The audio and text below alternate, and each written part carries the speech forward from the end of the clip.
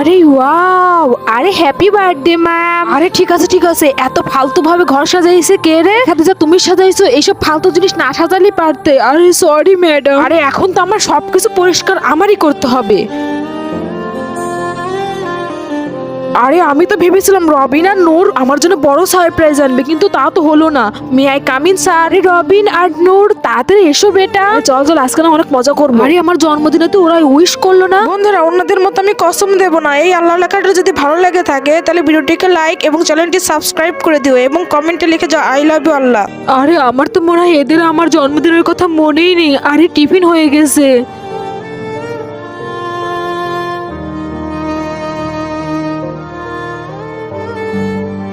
Ma'am এই যে আপনার গিফট। খাদিজা তুমি? ম্যাম সকালে আমি গিফটটা দিতাম, কিন্তু আপনি ওরকম করলেন দেখেন আর গিফটটা দিলাম না।